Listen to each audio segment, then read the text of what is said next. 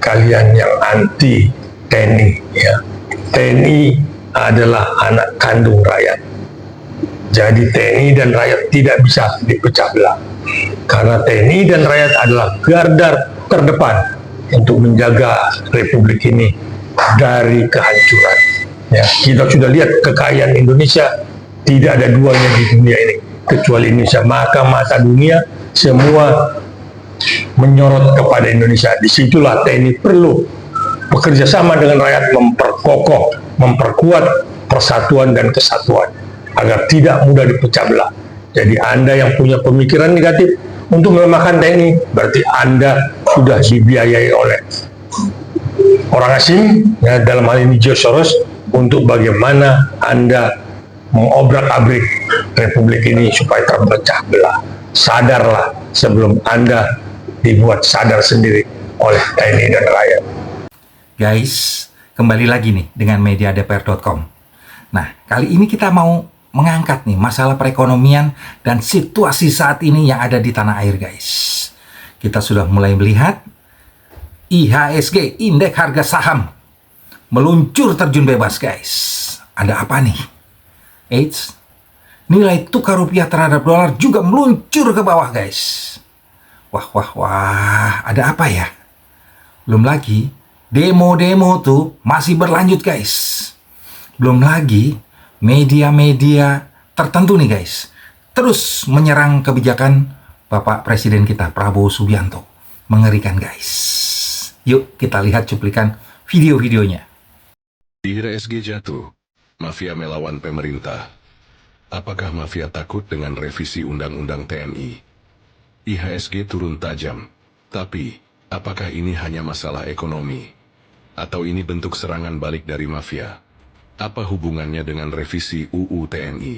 Kenapa justru saat pemerintah ingin memberantas mafia, pasar modal malah gonjang-ganjing? Ada yang aneh. Luar negeri lagi-lagi ingin mengacaukan kedaulatan kita. George Soros, miliarder globalis yang disebut filantrop, ternyata menyusup lewat pendanaan media dan LSM untuk pengaruhi opini publik Indonesia. Mereka targetkan TNI, undang-undang, sampai stabilitas nasional. Dana Soros mengalir deras ke media-media independen seperti Tempo, Suara.com, Konde.co, hingga Hukum Online. Mereka dibiayai MDIF, organisasi Soros, untuk membentuk opini anti pemerintah, isu HAM, dan serang revisi Undang-Undang TNI. Media ini jadi corong proksi asing. Lihat tokoh-tokoh di balik petisi anti revisi Undang-Undang TNI: Usman Hamid, Amnesty International Indonesia, Andreas Harsono, Human Rights Watch, dan Adnan Topan Husodo, Todung Mulya Lubis. Semua terafiliasi LSM yang didanai Soros. Mereka gencar kritik TNI, desak militer mundur dari politik tapi diam-diam didukung asing. 18 Maret 2025, rapat tertutup di markas GBN Eros Jarot, PDIP, digelar dengan LBH, Kontras, dan aktivis anti-TNI, bahas strategi demo tolak revisi Undang-Undang TNI. PDIP diam-diam kolaborasi dengan LSM Soros untuk gulingkan kebijakan pemerintah. Ini bukan demo rakyat, ini permainan elit. Barusan kita sudah melihat nih cuplikan video tentang George Soros dan orang-orang asing serta mafia pertambangan yang sedang bergerak, guys. Apakah ada hubungannya dengan penangkapan para koruptor? Kita tidak tahu, guys. Kita cuma bisa menduga-duga, guys. Kenapa saat ini tidak ada lagi penangkapan para koruptor itu, guys? Apakah karena bulan puasa? Kita tidak tahu, guys.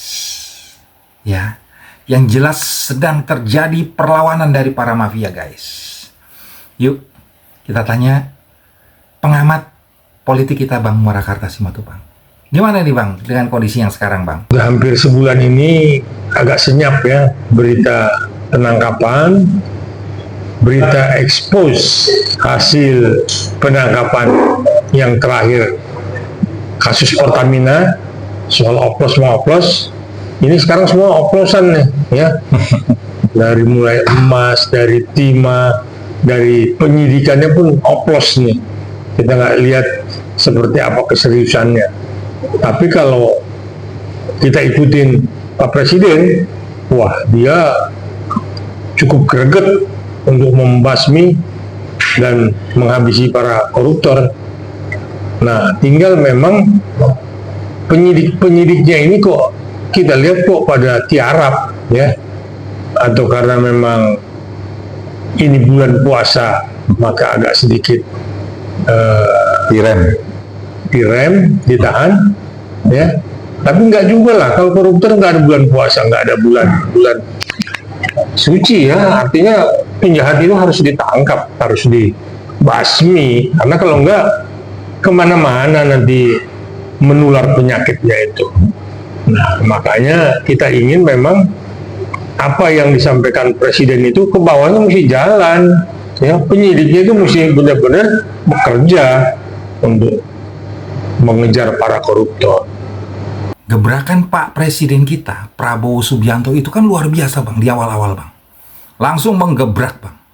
Ya. Koruptor kelas kakap yang mencuri ribuan triliun dari negara Republik Indonesia Bang, mulai ditangkapi Bang. Mulai dari Mas Antam, timah, kemudian uang palsu gitu ya. Dan masih banyak lagi Bang. Ya. Tapi kita nggak dapat kabar lagi nih setelah penangkapan itu. Dan mafia besar di belakangnya belum tersentuh Bang.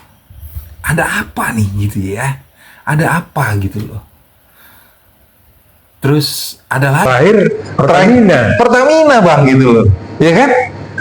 Waktu ditangkap heboh, terus sekarang senyap gitu loh Bang. Aduh, bingung nih Bang kita nih, rakyat Indonesia nih. Katanya negara kaya raya gitu ya kan? Nah, inilah yang makanya hari ini kan kita lihat rupiah anjlok. Nah, Benar-benar anjlok ya. Itu terus juga ISG juga anjlok ya. Makanya kita takut ada krisis ekonomi aja nih ya. Kalau nanti krisis ekonomi ini seperti 1998, kolaps negara ini ya. Padahal kita memilih Presiden Prabowo itu untuk itu, artinya menjaga ya dari tangan-tangan para koruptor ini. Nah, kalau ini kan kita lihat kayaknya sepertinya berhasil nih yang mafia Pertamina ini untuk mengguncang ekonomi Indonesia ya. Nah, makanya saya nggak ngerti seperti apa nih.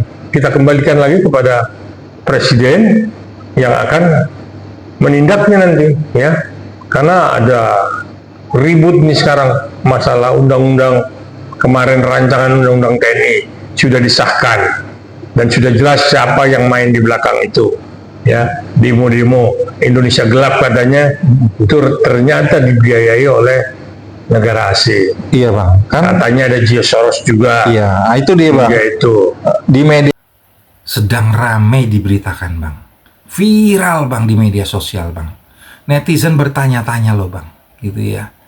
Kenapa nih Presiden kita Prabowo Subianto sedang membongkar praktik korupsi dan praktik mafia dan menangkap para koruptor kelas kakap Bang, yang angkanya ribuan triliun itu Bang. Kok tiba-tiba ada sentimen negatif gitu loh Bang. Indeks harga saham gabungan kita turun drastis Bang, terjun bebas. Belum lagi nilai tukar rupiah terhadap dolar Bang, terjun bebas juga gitu loh. Ada apa ini Bang gitu loh. Nah, banyak yang menduga gitu, ini permainan George Soros. Ya, dia pemain lama Bang. Ya, yang memporak-porandakan perekonomian Indonesia pada tahun 97-98 Bang. Hancur cur perekonomian kita saat itu Bang.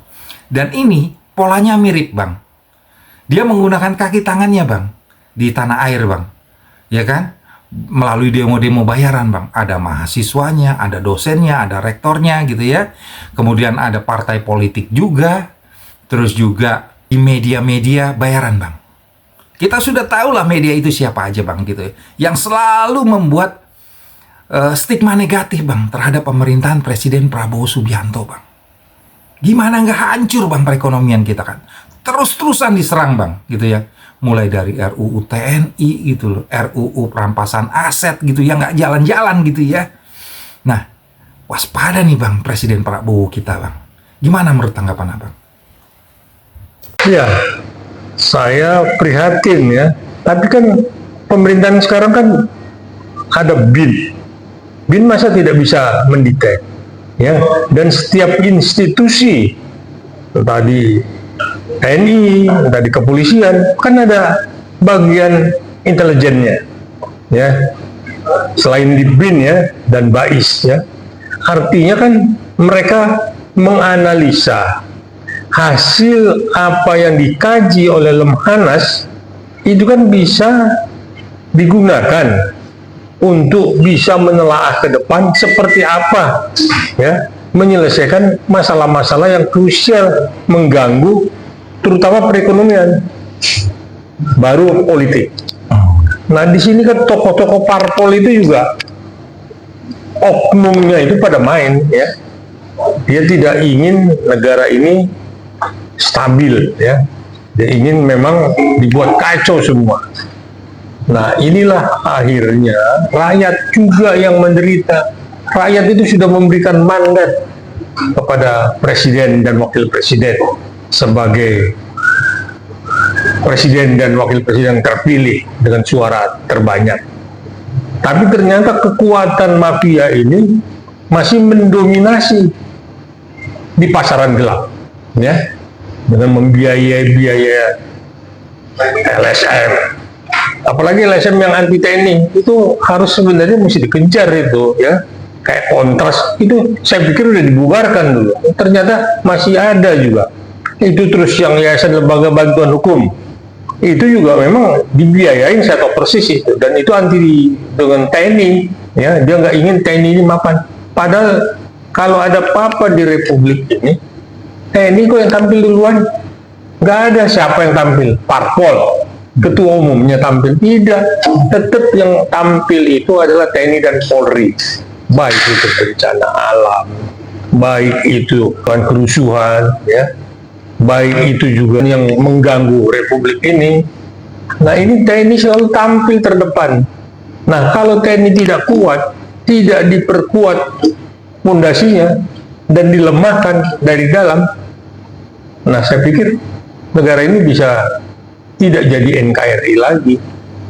Nah inilah yang saya ingin juga. Saya sebagai keluarga besar TNI sebenarnya juga merasa kok di obrak-abrik TNI ini, ya, seolah-olah tidak boleh TNI ini kuat. Nggak bisa begitu. Ini mesti kita hajar LSM-LSM yang memang bekerja sama dengan negara luar, apalagi ada biaya dari George Soros. Nah ini yang harus tugas daripada BAIS ataupun intelijen dari TNI. Harusnya Pak Presiden kita Prabowo Subianto itu sudah mendapat masukan Bang, ya kan, akan serangan dari negara-negara asing, terutama George Soros nih Bang, ya kan, yang sudah kelihatan polanya gitu loh Bang, bahwa pola yang sama ini akan diterapkan Bang ke tahun sekarang Bang. Mengerikan loh Bang gitu loh. Nah gimana nih Bang biar Pak Prabowo segera mengambil tindakan tegas Bang terhadap peristiwa kekacauan ini Bang? Nah, jadi media-media sosial ini juga ikut berperan untuk melemahkan, ya. Nah, tinggal media mana nih yang kita lihat nih? Karena ada LSM yang dari zaman Orba dulu juga masih juga main. Ada juga parpol yang ikut main. Jadi sengaja ini dibakar, digoreng supaya memang ekonomi kita benar-benar terpuruk. Kalau ekonomi sudah terpuruk, politik juga hancur. Nah, inilah masuklah negara ketiga yang untuk mengambil alih ini. Ternyata koruptor dan mafia yang berada di Indonesia itu sudah cukup lama Bang berpraktek di tanah air Bang. Sudah mengakar Bang. Sudah menggerogoti pemerintahan negara Republik Indonesia ini Bang. Dari dulu Bang gitu ya. Pantas negara Indonesia tidak pernah maju Bang gitu loh. Selalu digerogoti oleh mereka gitu loh.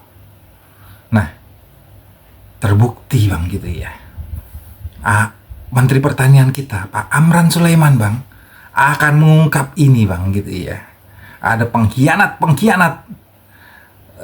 negara Republik Indonesia bang, ya, yang akan ditangkap nantinya bang. Nah, salah satunya ada pengamat nih bang yang akan dipenjarakan nih oleh Papa Amran Sulaiman bang. Kita lihat aja bang.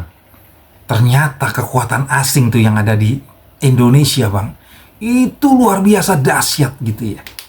Dan mereka menggunakan kaki tangannya bang, mencengkeram habis bang. Baik itu perekonomian Indonesia, politik di tanah air bang, dicengkeram bang oleh yang namanya George Soros bang.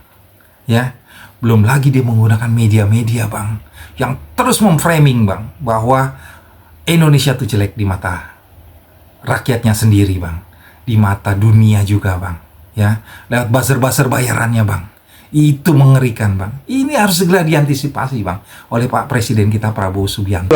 Artinya kan Pak Prabowo tidak bisa bekerja sendiri, kan dia punya para pembantunya dan dia punya juga alat negara, ya, ada TNI dan Polri, ya, yang bisa mendetek itu, ya.